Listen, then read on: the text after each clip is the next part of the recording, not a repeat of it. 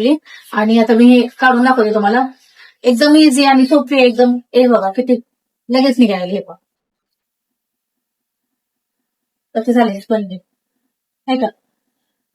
उपवासाची इडली आहे आणि एकदम छान झाले. माऊली, तर आज आषाढी एकादशी आहे आणि आज मी बनवणार आहे इडली.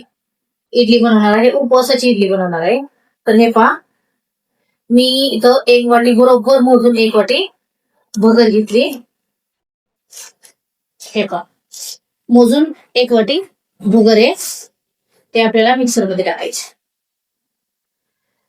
मिक्सरचं भांडे मिक्सर मध्ये टाकायचं. आणि याच वाटीने मोजून अर्धी वाटी आपल्याला शाबू घ्यायचा. किती घ्यायचंय? अर्धी. त्याच वाटीने अर्धी वाटी आपल्याला शाबू. आता आपल्याला हे करून घ्यायचंय बारीक. मिक्सर बारीक करून घ्यायचं.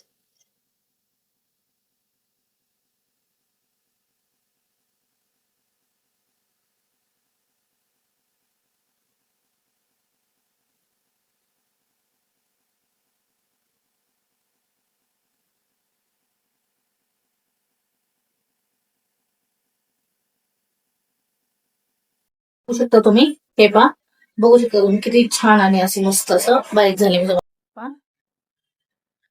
एकदम छान असं आपल्याला इडलीला जसं पाहिजे ना तसं हे बारीक झालेलं आहे. हे पहा. तर आपण आता हे थोडंसं बाजूला काढलं होतं, तर हे पण आपण मिक्सरला बारीक करून घेणार आहे. तर तुम्ही बघू शकता की हे आपलं छान असं बॅटर बारीक झालेलं आहे. हे पहा, आपण जसं इडलीला तांदूळ बारीक करतो ना त्या टाईप हे मी बारीक केलेलं आहे. आणि आता त्याच वाटीच्या सहाय्याने आपण पाववाटी दही घालणार आहे याच्यामध्ये. पाववाटी आपण दही मिक्स करून घेणार आहे. हे चांगलं आपण फेटून घ्यायचं याला मस्त. त्याच्या सहाय्याने मी पाणी घेतलं एक वाटी. हे एक वाटी आपल्याला पाणी मिक्स करायचं याच्यामध्ये. आणि हे आणखी एकदा आपल्याला मिक्स करून घ्यायचंय चांगलं. हे पहा, आपण जसं इडलीला पीठ लागतं ना त्या टाईप आपण हे फेटून छान छान असं फेटून घेतलं आहे. हे पहा कसं झालेलं आहे. तर आपण आता याच्यामध्ये चवीनुसार मीठ टाकून घेऊ. आणि आता ह्याला आपण एक 15 मिनिटासाठी ताट झाकून मुरायला ठेवू. आपण एक 15 मिनिटं ठेवायला द्यायचं ताट झाकून. तोपर्यंत मी चटणीची तयारी करते. आपल्याला चटणीला लागणारं साहित्य आहे हिरव्या मिरच्या, शेंगदाणे आणि खोबरं. तर आता आपण हे मिक्सरला बारीक करून घेणार आहे.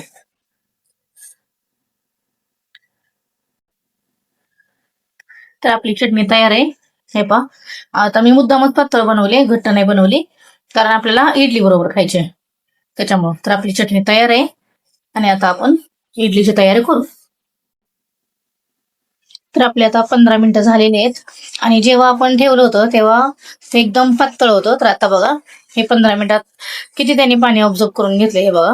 आणि किती घट्ट सरपणा जसं आपण इडलीला बॅटर बनवतो त्या टाईप हे पहा झाले ना बॅटर तसं इडली सारखं. हे पहा. तर आता आपण इडली बनवायची तयारी करू. तर मी आता हे भांड्यांना तेल लावून घेणार आहे. ब्रशच्या सहाय्याने आपण ह्याला तेल लावून घ्यायचं.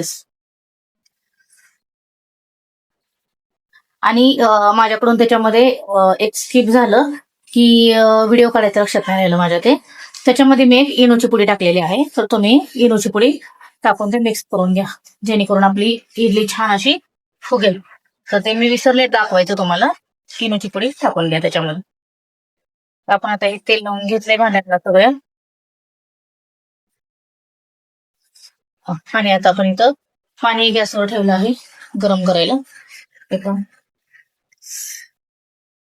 आणि आपण हे भांडे आता जसं आपण इडलीचं कसं भरून घेतो तसं हे भरून घेणार आहे. किती छान झाले बघा, मस्त असं सेम इडली सारखं झालेलं आहे. तर आपण आता हे पूर्ण सगळे भरून घेणार आहे. त्याच्यामध्ये थोडस जास्त झालं होतं माझ्याकडं.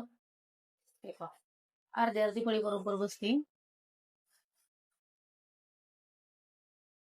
अशा प्रकारे मी सगळी भांडी भरून घेणार आहे आता.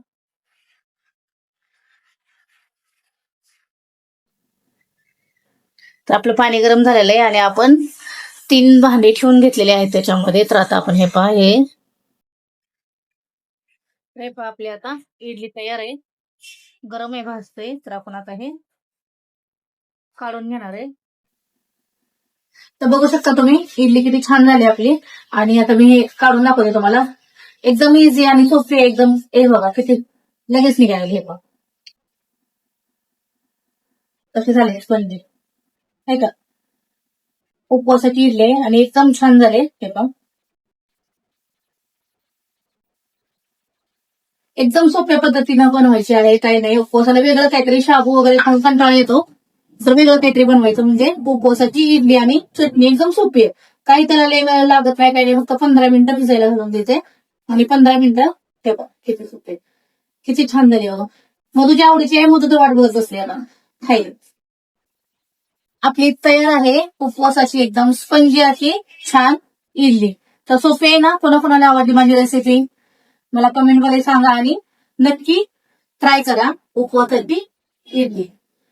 कशी वाटली रेसिपी? जर आवडला असेल तर माझ्या युट्यूब चॅनेलला सबस्क्राईब करा आणि